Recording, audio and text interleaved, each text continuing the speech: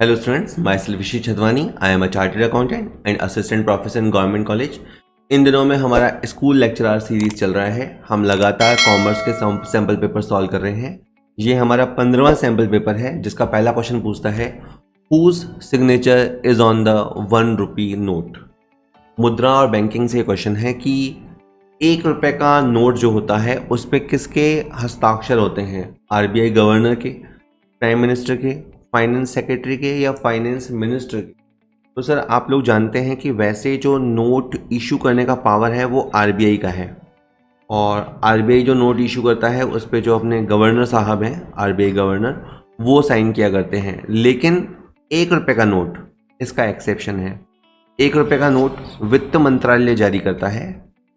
आपकी जो finance ministry होती है, वित्त मंत्रालय, वो जारी करता है। और जो फाइनेंस सेक्रेटरी होते हैं, जो वित्त सचिव होते हैं, वो उसके ऊपर हस्ताक्षर करते हैं। तो जो कॉइन्स होते हैं, सिक्के होते हैं, और जो 1 रुपये का नोट है ये वित्त मंत्रालय के अंडर आता है और उस पर जो साइन होते हैं वो वित्त सचिव यानी फाइनेंस सेक्रेटरी के होते हैं। तो इसका आंसर सी रहने वाला है। मैं हमेशा कहूँगा कि जैसे ही क्वेश्चन स्क्रीन पे आए आप स्क्रीन पॉज कीजिए। ये ऑलमोस्ट मैं हर वीडियो में कहता हूँ, स्क्रीन पॉज कीजिए, क्वेश्चन को खुद लगाइए एंड देन फिर एक्सप्लेनेशन सुनिए। Which of this is not a characteristics of entrepreneurship? निम्नलिखित में से उद्यमिता की विशेषता नहीं है। वीडियो के नीचे डिस्क्रिप्शन में PDF है, वो आप डाउनलोड कर सकते हैं। छठा क्वेश्चन देखिए कि कहता है कि इसमें से उद्यमिता की विशेषता नहीं है। इनोवेशन, तो देखिए इनोवेशन तो सबसे कहें मेजर कैरेक्टरिस्टिक्स होता है, ठीक है। एंटरप्रेन्योर क्या करता है? या तो वो नया प्रोडक्ट बाजार में लाता है, या नए बाजार खोजता है, या नई मेथोडोलॉजी लाता है, ठीक है, यही तो करता है। तो इनोवेशन तो वो करता ही है, नवाचार या नव प्रवर्तन तो वो करता ही है।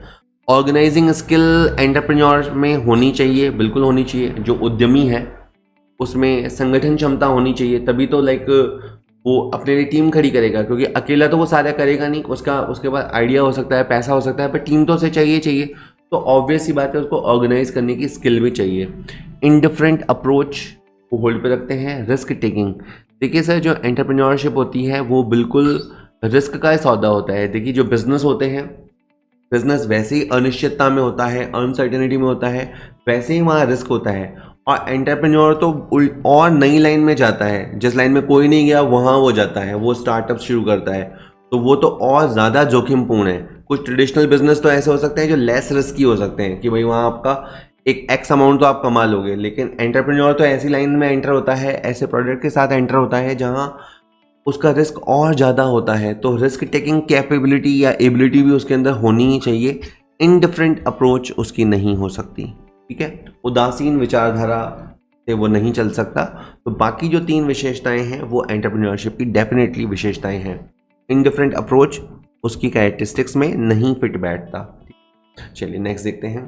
Present liability of uncertain amount which can be measured reliably by using a substantial degree of estimation is termed as। काफ़ी टेक्निकल सी डेफिनेशन है और अभी आपको पता लगेगा ये डेफिनेशन किसकी है। कहता है अनिश्चित राशि का वर्तमान दायित्व, मतलब दायित्व तो है लेकिन उस दायित्व की राशि अनिश्चित है। अब यहाँ से बात शुरू होती है। कोई लायबिलिटी आपके पास, आपके ऊपर करंटली है, लेकिन उसका अमाउंट क्या है? अनिश्चित है। लेकिन अनुमान लगा सकते हो आप, अनुमान लगा सकते हो, और न वो अनुमान कोई तुक्का या गैस नहीं होगा, वो एक सब्सटेंशियल डिग्री तक सही अनुमान बैठेगा आपका। तो ऐसी चीज़ के लिए क्या बनता है? प्रोविज़न, या क्या कहेंगे इसे, प्रोविज़न कहेंगे, लायबिलिटी कहेंगे, कंटिंजेंट लायबिलिटी कहेंगे, या डेफर्ड लायबिलिटी कहेंगे। तो ऐसी चीज़ को सर हम प्रोविज़न कहते हैं। ये आयोजन जो हम बनाते हैं, जो आपने सुने हैं, provision for bad debts, provision for tax, provision for repair, ये इसके कुछ एग्जाम्पल्स हो गए। तो ये प्रोविज़न है। मैं आपको टैक्स का एग्जाम्पल देता हूँ। जैसे मान लीजिए कि एक कंपनी ने 1 साल तक बिजनेस किया, प्रॉफिट भी कमाए। अब अगर प्रॉफिट कमाए तो आपको टैक्स तो देना पड़ेगा, इट इज़ फॉर श्योर। तो टैक्स देना पड़ेगा, ये आपके लिए लायबिलिटी है, लेकिन इसका अमाउंट हमें एग्जैक्टली नहीं पता होता, ठीक है। जब हम अपना ईयर कंप्लीट कर रहे होते हैं, हमें उस समय एग्जैक्टली नहीं पता होता कि हमें कितना टैक्स देना पड़ेगा। तो राशि क्या होती है? अनिश्चित होती है। लेकिन आप उसका एक अंदाज़ा तो लगा ही सकते हो कि 30% या जिस भी टैक्स ब्रैकेट में आप आते हो, तो एक अंदाज़ा तो आप लगा ही सकते हो ठीक है। तो प्रोविजन फॉर टैक्स, इसी तरह एग्जाम्पल हो सकता है प्रोविजन फॉर बैड डेट्स हो सकता है। जैसे आपको पता है कि अगर आपने उधार दिया है तो कुछ तो पैसा डूबेगा, क्योंकि सारे डेटर्स ईमानदार नहीं होते, सारा पैसा तो आता भी नहीं है, तो कुछ तो डूबेगा। अब आप कहेंगे सर कुछ कितना, तो हो सकता है पिछले साल 2% 3% बैड डेट्स हुई हो, तो उतना परसेंट प्रोविज़न आप बना सकते हैं। तो प्रोविज़न यही होता है, दायित्व निश्चित होता है या दायित्व या कहें आउटफ्लो निश्चित होता है, लेकिन उसका अमाउंट हमें विद सर्टेनिटी नहीं पता होता, तो हम उसको गैस करते हैं। पर गैस करने का मतलब कोई तुक्का नहीं होता, एक सब्सटेंशियल डिग्री तक हम सोचते हैं, उसको एक अच्छे तरह से विश्वसनीय अनुमान लगाते हैं और फिर उसे बुक्स में रिकॉर्ड करते हैं। सारी बातें इसलिए समझना ज़रूरी है कि जो प्रोविज़न एंड रिजर्व वाला टॉपिक है, एक अकाउंटेंट केवल जो हो चुका है उसे ही रिकॉर्ड नहीं करता। जैसे हम एक्सपेंसेस पे कर देते हैं, इनकम अर्न कर लेते हैं, हम उनको तो रिकॉर्ड करते ही करते हैं, पर कुछ चीज़ें जो अपकमिंग फ्यूचर में हैं, जिसके सिम्टम्स अभी दिखने लग गए हैं, मैं फिर दोहराता हूँ, कुछ चीज़ें जो भविष्य में होने वाली हैं जिसके लक्षण या सिम्टम्स अभी से दिखने लग गए हैं, तो आपको उसके लिए प्रोविजनिंग करनी होती है। तो प्रोविजन अकाउंटिंग भी आपको आनी चाहिए, ठीक है। नेक्स्ट देखते हैं, फाइंड द करेक्ट स्टेटमेंट। अब ये कुछ कथन है, आप पहचानिएगा इसमें कौन सा कथन सही है। ट्रायल बैलेंस एक खाता है, बताओ सही है गलत। ट्रायल बैलेंस एक खाता है, गलत। ट्रायल बैलेंस खाता नहीं होता, लेजर बनती है, खाता बही होती है, उसमें खाते होते हैं, बट ट्रायल बैलेंस उसके बाद की चीज़ है। Trial balance is a list of personal and real account balance. अब ये कह रहे हैं कि ट्रायल बैलेंस एक लिस्ट है जिसमें पर्सनल और रियल खाते होते हैं, तो ये बात भी पूरी सच नहीं है, क्योंकि इसके साथ साथ इसमें नॉमिनल खाते भी होते हैं, क्योंकि ट्रायल बैलेंस के अंदर वो सारे खाते होते हैं जो खाता बही में होते हैं, ठीक है। अब trial balance is not an abstract statement of ledger. तलपट जो है वो खाता बही का सार नहीं है, बल्कि ये तो सार है। तो ये भी जो कथन लिखा है ये उल्टा लिखा हुआ है, मतलब जो लेजर होती है उस लेजर का समरी को एब्स्ट्रैक्ट बोलते हैं, उसका एब्स्ट्रैक्ट फॉर्म या सार रूप ही तलपट होता है। तो ये जो लिखा है इन्होंने गलत लिखा है। इन्होंने पूछा हमसे कि इसमें से सही क्या है, और चौथा है कि trial balance reveal the mathematical accuracy of ledger. ये बिल्कुल सही है। तलपट अपन ने जितनी बार भी डेफिनेशन पढ़ा होगा तो हमने यही कहा होता है कि तलपट जो होता है वो खाता बही की गणितीय शुद्धता की जांच करता है, मैथमेटिकल एक्यूरेसी को एक्सप्लेन करता है। तो इसका बिल्कुल सही डी बिल्कुल स्टेटमेंट सही है, बाकी सही नहीं है, ठीक है। तो आप देख लीजिए कि आपकी ऐसी तैयारी चल रही है या नहीं चल रही है, तो वेरी गुड। नेक्स्ट क्वेश्चन कहता है, balance of opening debtor 48,000, closing debtor 60,000, receipt from debtor during the year 1 lakh, opening provision for bad and doubtful debts 3,000 and closing provision for bad and doubtful debts is 5,000। अब आप देखो, आपको debtors शुरू में दे रखे हैं, डेटर्स आपको एंड में दे रखे हैं, और डेटर्स से जो कलेक्शन हुआ वो दे रखा है। मैं आपको एक कुछ सिंपल देसी तरीके से बताता हूँ। बाय द वे आप चाहें तो इस क्वेश्चन को डेटर अकाउंट बना के भी बना सकते हैं, उसमें आप एंट्रीज पोस्ट करके भी अमाउंट निकाल सकते हैं। पर आप देखिए, हमें 1 लाख रुपए डेटर से वसूली हुई, ठीक है। इसके अलावा हमारे डेटर 60,000 अभी बचे हुए हैं, यानी 1 लाख तो हमें मिल गया और 60,000 हमारे को और अभी मिलेगा फ्यूचर में। तो अपना जो टोटल बकाया हुआ लोगों के ऊपर वो कितना हुआ, वो टोटल बकाया हुआ 1,60,000। अब 1,60,000 में से, ठीक है, 1 lakh, sorry just a minute, हाँ, इसमें से 48,000 48,000 के debtor was in the beginning. I repeat, 160,000 में से 48,000 के डेटर तो शुरू के हैं, तो इसका मतलब है बाकी 1,12,000 का हमारा क्रेडिट सेल रहा होगा। क्योंकि देखो, अगर डेटर 48,000 ही थे तो हमें इतनी वसूली क्यों हुई, तो हमें न सिर्फ पैसे वसूल हो चुके हैं, न सिर्फ पैसे अभी वसूल होंगे, इसका मतलब है हमारा मार्केट पे बहुत सारा पैसा बाकी है। 160,000। अब ये मत सोचिएगा कि सर इतना समय लग रहा है, इससे बड़ा तो हम खाता बना लेते हैं, ये तो मैं आपको एक्सप्लेन कर रहा हूँ इसलिए समय लग रहा है। तो 1,60,000 रुपये हमारा टोटल बाकी था, इसमें से 48,000 पुराना बाकी है और 1,12,000 का सेल हमने किया होगा ड्यूरिंग द ईयर। अब रह गई बात इसका क्या करना सर, पीबीडी का। पीबीडी डेटर में से लेस होता है ना। अब याद रखो, पीबीडी जो होता है वो डेटर में से लेस होता है प्रेजेंटेशन के लिए। पीबीडी कभी भी डेटर अकाउंट की आइटम नहीं है, प्रोविजन फॉर बैड डेट्स एक सेपरेट अकाउंट है, ठीक है। तो डेटर्स को ये लेस करता है, लेकिन ये डेटर्स खाते की जाने वाली आइटम नहीं है। तो इस क्वेश्चन को सॉल्व करते समय, क्रेडिट सेल फाइंड आउट करते समय आपको पीबीडी की चिंता नहीं करनी है, ठीक है, आराम से। तो अब कुल मिला के फाइनल ये रहा कि हमारे 1,12,000 की क्रेडिट सेल रही होगी। तो सी इसका आंसर, यहाँ पे गलती से डी प्रिंट हो गया है, इसका आंसर सी है, 1,12,000, ठीक है सर। ऑलमोस्ट हर वीडियो में आप ये मार्केटिंग क्लिप देखते होंगे और मैं एक बात आपको इन जनरल बताता हूँ कि कई बार जो इसका प्राइस है जो मात्र 249 रुपीज़ है, उसको देख के लोगों को ये लगता है कि नहीं नहीं इतना सस्ता नहीं होगा या फ्रॉड होगा, या 249 के अंदर 50 सैम्पल पेपर या 7,500 मल्टीपल चॉइस क्वेश्चन कौन देता है। बट ये बिल्कुल जेन्युइन है। आप जो अगर हमारा कॉमर्स पॉइंट ऐप डाउनलोड करेंगे तो आप ये पाएंगे कि मात्र इतनी कम कीमत पे ही ये पूरे 7,500 MCQ अवेलेबल है। और ये क्वेश्चन हिंदी मीडियम और इंग्लिश मीडियम दोनों में है, यानी हर क्वेश्चन हिंदी इंग्लिश दोनों में दिया गया है। तो आप किसी भी भाषा से आते हो, किसी भी बोर्ड से आते हो, आपको कोई दिक्कत इसके अंदर आने वाली नहीं है। इसके अलावा जो पैटर्न है हमारे यहाँ जो RPSC फर्स्ट ग्रेड होता है, तो उसके अंदर सब्जेक्ट के 120 क्वेश्चन है, इसके अलावा 30 क्वेश्चन साइकोलॉजी के भी पूछे जाते हैं, एजुकेशन साइकोलॉजी के। तो वो आखिरी के 30 क्वेश्चन वो भी रखे हैं जो एजुकेशन साइकोलॉजी के लिए है। ठीक है, तो इस तरह से है। इसके अलावा एक मैं आपको थोड़ी सी बात और बता रहा था कि अब हमने इसके अंदर नोट्स भी देना शुरू कर दिया है। जो सैम्पल पेपर्स तो हैं ही हैं, और कॉम्प्लीमेंट्री अब हम हर चैप्टर वाइज नोट्स अपलोड कर रहे हैं। जैसे कॉस्टिंग का हुआ, स्टैटिस्टिक हुआ, ऑडिट हुआ, जितने भी नोट्स हैं, जितने भी टॉपिक्स हैं, मैं मानता हूँ लगभग 50 से 60 टॉपिक होते हैं। तो एक एक करके हम उनके नोट्स भी अपलोड कर रहे हैं, और वो बिल्कुल फ्री ऑफ कॉस्ट अवेलेबल हैं। तो थोड़े बहुत नोट्स से भी आपको हेल्प मिल जाएगी। और मेन, अगर आपने प्रैक्टिस कर रखी है तो आपकी प्रैक्टिस कितनी अच्छी है या नहीं है, वो आपको इन क्वेश्चनों को लगा के मिलेगा। दबा के क्वेश्चन कीजिए, बहुत सारे क्वेश्चन कीजिए और जॉब पाइए। एक और बात, नॉट ओनली ये केवल ऐसा नहीं है कि केवल राजस्थान के लोगों के लिए रेलिवेंट है। अगर आप किसी भी स्टेट में अगर आप स्कूल लेक्चरर की तैयारी कर रहे हैं तो ये टॉपिक होते हैं, 2-4 टॉपिक ऊपर नीचे कम या ज़्यादा, पर मोरलेस यही टॉपिक हुआ करते हैं। तो ये बहुत यूज़फुल रहने वाले हैं। अगर कोई टॉपिक ऐसा है जिसके जो कवर नहीं होता है तो आप मुझे ये व्हाट्सअप नंबर आता है बार बार स्क्रीन पे, आप उस पर व्हाट्सएप कर दिया करो। कोई क्वेश्चन में अगर आपको डाउट आता है तो आप वो मुझे भेज दिया करो, मैं समय रहते ही उसका सॉल्यूशन आपको करा दूंगा।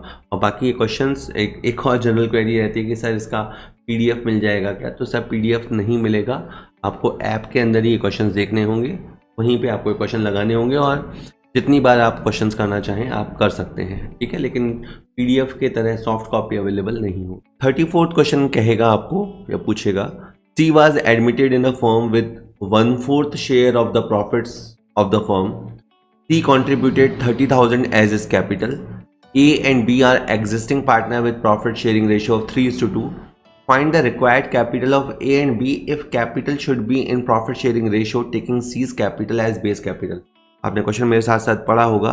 देखिए, बात यह है कि C को एक फर्म में प्रवेश दिया गया, तो ये नए साझेदार के प्रवेश का बात है। 30,000 रुपये वो लाया, ये भी बात समझ में आती है। और कभी कभी आपको पता है कि हमें कैपिटल एडजस्टमेंट करना होता है। तो जैसे 30,000 रुपये उसकी कैपिटल है और उसका रेशो 1/4 है, तो हम 1/4 का उल्टा करेंगे, इसे बोलते हैं रेसिप्रोकल। हम इसका रेसिप्रोकल करेंगे तो आपकी टोटल कैपिटल कितनी हो गई? 1,20,000 रुपये। ठीक है, तो ये आपकी टोटल कैपिटल हो गई। ये हमने C के आधार पे इसलिए की क्योंकि हमें ऐसा कहा गया था, कि आप C की पूंजी को आधार मानिएगा, C की पूंजी को बेस मानिएगा। तो ये आपकी टोटल कैपिटल हो गई। अब आपको क्या करना है सर, आपको इस टोटल कैपिटल को न्यू रेशो में बांट देना है। इस क्वेश्चन में न्यू रेशो गिवन नहीं है, पर आपको न्यू रेशो बनाना पड़ेगा। जैसे मान लीजिए कि C इस फर्म में आया, तो C इस फर्म में आया तो हमने उसे 1/4 दिया, तो पीछे क्या बचेगा? 3/4। ठीक है, अब ये 3/4 जो बचा हुआ है वो किसका है? वो है आपका A और B का। तो 3/4 इंटू A का जो रेशो है वो है 3/5। तो आप अनुपात बनाएंगे तो पहला अनुपात आएगा 9/20, ये तो आएगा A के लिए। दूसरे का अनुपात आएगा 6/20। ठीक है, क्योंकि जो बचा हुआ है उसे आप 2/5 से मल्टीप्लाई करोगे तो 6/20 आएगा, और लास्ट वाले का आएगा 5/20। इस क्वेश्चन में यानी नया रेशो आप बनाना पड़ेगा, वो बनेगा 9:6:5। तो इस कैपिटल को आप 1,20,000 को आप 9:6:5 में बांट दीजिए, और जब आप बांटेंगे तो 1,20,000 इंटू 9/20 करने पे 54,000 आएगा। तो पहले का आंसर आपका 54 आएगा, आप देखेंगे इसको, और दूसरे का आप 6/20 करेंगे, दूसरे का आंसर 36 आएगा। तो पहले का आंसर 54 आएगा, दूसरे का 36 आएगा, और जो लास्ट वाला है उसका तो 30 खैर गिवन ही है, तो उसमें तो प्रॉब्लम है नहीं। तो ठीक है सर, इसका आंसर B रहेगा। थोड़ा सा मैथमेटिकल टाइप क्वेश्चन है, बट ये होता है ऐसे है कि इसमें नए की कैपिटल को लो, उसकी कैपिटल से आप टोटल कैपिटल का पता करो, टोटल कैपिटल को पता करके उसे न्यू रेशियो में डिस्ट्रीब्यूट करो। इसके लिए नया रेशियो गिवन होगा या बनाना पड़ेगा, तो आप बना लेना और नया रेशियो बना के उसे आप डिस्ट्रीब्यूट कर देना, तो आपको पता लग जाएगा कि ए और बी की कैपिटल कितनी कितनी होगी। ठीक है, और इसमें क्वेश्चन और अगर वो आपको चलाना चाहे तो वो समथिंग ऐसा दे सकता था कि ए की प्रेजेंट कैपिटल मान लो 50,000 है, तो क्वेश्चन को आगे कैसे खींचा जा सकता है कि ए की प्रेजेंट कैपिटल 50 है और होनी कितनी चाहिए 54, तो ए को कितनी राशि लानी होगी। तो लाइन क्वेश्चन कैसा आएगा कि ए को अपनी कैपिटल को प्रोपोर्शनेट करने के लिए कितना पैसा लाना होगा, ए को अपनी पूंजी को आनुपातिक करनी है तो कितनी राशि लानी होगी, तो 4,000 रुपये से लाना होगा। तो क्वेश्चन को और लंबा भी वो खींच सकता है। ठीक है, चल अगला क्वेश्चन है, state commission established under Consumer Protection Act 2019 can entertain complaints where the value of goods or service and compensation is। तो देखिए सर, एक आपका रहता है डिस्ट्रिक्ट कमीशन, एक आपका रहेगा स्टेट कमीशन और एक आपका रहेगा नेशनल कमीशन। ठीक है, तो इनकी जो अब लिमिट है, मॉनेटरी लिमिट है, वो इस एक्ट में बढ़ा दी है। जो 1986 वाला था उसमें तो कम थी, लेकिन उसको अब एक्सटेंड कर दिया है। तो इसे आप यूँ समझिए कि अप टू 1 करोड़, लेकिन अब आसान कर दिया है। ठीक है, 1 करोड़ रुपए तक की जो शिकायतें हैं उनकी सुनवाई डिस्ट्रिक्ट कमीशन करेगा। पहले डिस्ट्रिक्ट फोरम बोला जाता था, अब इसको डिस्ट्रिक्ट कमीशन बोला जा रहा है, जिला आयोग। और 1 करोड़ से लगाकर जो 10 करोड़ तक के मामले हैं, 1 करोड़ टू 10 करोड़, ये स्टेट कमीशन सुनेगा। और जो अबव 10 करोड़ के मामले हैं, 10 करोड़ से ज़्यादा वाले मामले हैं, उनको राष्ट्रीय आयोग सुनेगा। इस क्वेश्चन में हमसे पूछा गया था स्टेट कमीशन के बारे में, यानी हमसे पूछा गया था राज्य आयोग के बारे में। तो राज्य आयोग जो सुनेगा वो 1 करोड़ से लेके 10 करोड़ तक के मामले सुनेगा, तो इसका आंसर डी रहेगा। नेक्स्ट क्वेश्चन कहता है, the customer is the most important visitor on our premises, it was said by. तो ये मार्केटिंग से वाले चैप्टर से क्वेश्चन है, जो विपणन वाला चैप्टर होता है। हमारे परिसर पर सर्वाधिक महत्वपूर्ण आगंतुक ग्राहक होता है, यानी हमारा जो बिजनेस प्रीमाइसेस होता है उस पर कोई सबसे इंपॉर्टेंट आदमी कदम रखता है, तो वो कदम होते हैं ग्राहक के।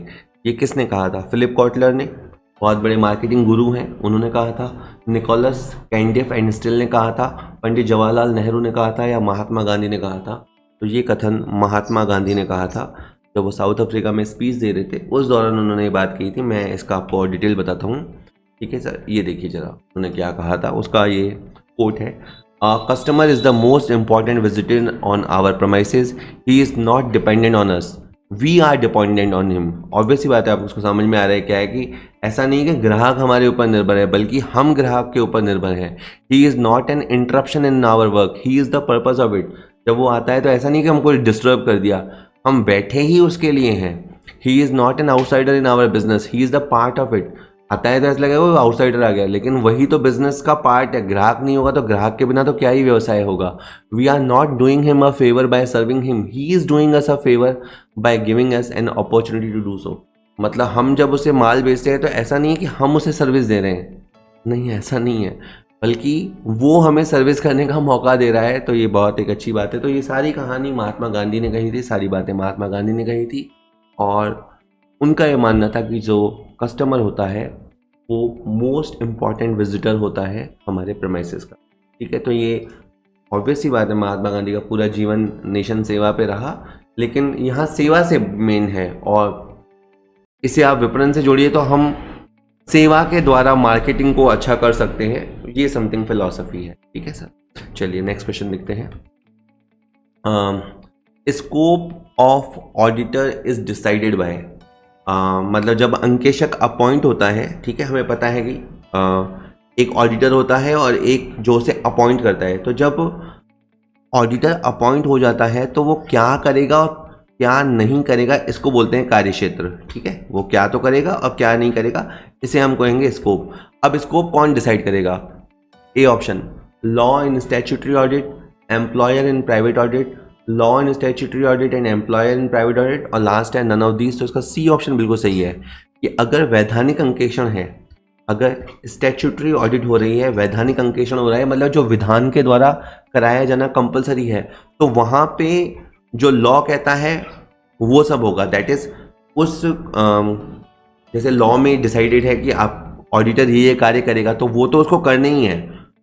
स्टैट्यूटरी ऑडिट के कहें जो कार्य क्षेत्र है उसको बढ़ाया जा सकता है, उसको कम नहीं किया जा सकता। लॉ में जितना डिफाइन है उतना काम तो वो करेगा ही करेगा, उससे बियॉन्ड भी उससे काम कराया जा सकता है। ये तो गई स्टैट्यूटरी ऑडिट की बात में, मतलब उसमें लॉ तय करता है। और जहाँ तक प्राइवेट ऑडिट की बात है, मतलब किसी को ऑडिट करानी ज़रूरी नहीं थी, कोई कानून नहीं था कि उसे ऑडिट करानी है, फिर भी उसने ऑडिट कराई, तो ऑब्वियस ही बात है कि वो जिस एरिया की ऑडिट कराना चाहता है, जैसी ऑडिट कराना चाहता है, मान लो वो P&L आइटम्स की ऑडिट करवाना चाहता है, बैलेंस शीट आइटम्स की ऑडिट कराना चाहता है, स्टॉक की, कैश की, किसी भी चीज़ की, वो जिसकी बोलेगा उसका जो कहें वर्क स्कोप होता है, जो स्कोप ऑफ ऑडिटर होगा वो वैसे तय होगा। तो सी ऑप्शन बिल्कुल सही लिखा हुआ है, ठीक है। ए और बी भी सही है, सी इसको पूरी बात को कंप्लीट करता है, ठीक है। चलिए ये लास्ट क्वेश्चन रहेगा इस वीडियो का। 81 क्वेश्चन आपको पीडीएफ में मिलेगा। Government announced India's new foreign trade policy for the period 2015-20 with the aim of. सरकार ने 2015-20 की अवधि के लिए भारत की नई विदेशी व्यापार नीति की घोषणा कर दी है। काफ़ी पहले ही हो गई, जब मैं वीडियो शूट कर रहा हूँ 2022 में, तो ये तो 2015 से 20 के लिए पॉलिसी थी। तो उस पॉलिसी का उद्देश्य क्या था? पहला ऑप्शन है 2019-20 तक, क्योंकि 5 साल के लिए थी तो 5 साल आप जोड़ दीजिए, तो 2019-20 तक भारत के निर्यातों को 600 बिलियन अमेरिकन डॉलर तक पहुंचाना, 900 बिलियन अमेरिकन डॉलर तक बढ़ाना, 1000 बिलियन अमेरिकी डॉलर तक बढ़ाना, या 1500 बिलियन अमेरिकी डॉलर तक बढ़ाना। तो ये सर 900 बिलियन डॉलर के टारगेट के साथ सेट हुई थी, ठीक है सर। तो ठीक है, सिंपली 900 बिलियन डॉलर के साथ, जस्ट एकदम से स्ट्राइक ही नहीं कर रहा कि उसका साइन कौन सा होता है। चलिए ठीक है, वेल कोई ना, कोई दिक्कत नहीं। चलिए, तो 900 बिलियन डॉलर का टारगेट था। मैं एक और बात बता दूं आपको कि आप ये अगर सोच रहे हैं कि 2015-20 के बाद 2020-25 के लिए नई पॉलिसी आ गई, तो ऐसा नहीं है। ड्यू टू 2 साल कोविड चला, कोविड-19 की वजह से इसी का एक्सटेंशन हुआ। पहले इस पॉलिसी को मार्च 21 तक बढ़ाया गया, फिर मार्च 22 तक बढ़ाया गया, और अभी इसे सितंबर 22 तक एक्सटेंड कर दिया गया है। तो मैं जब ये वीडियो शूट कर रहा हूँ इन जून 2022, तो अभी यही करंट फॉरेन ट्रेड पॉलिसी चल रही है। और वैसे जब इस पॉलिसी को लाया गया था, निर्मला सीतारमन जी थी फाइनेंस मिनिस्टर, तो उनके द्वारा जब लाया गया था, तो इस पॉलिसी का जो उद्देश्य था वो था कि भारत के विदेशी व्यापार को 900 बिलियन डॉलर अमेरिकन डॉलर तक। सर चलिए, होप वीडियो आपके लिए यूज़फुल रहा होगा। वीडियो को लाइक कीजिएगा, अगर पसंद आया है तो अपने दोस्तों के साथ शेयर कीजिएगा, तैयारी में से यूज़ कीजिएगा। चैनल को सब्सक्राइब करना है, बहुत सारी कमांड हो गई एक साथ। Thank you very much.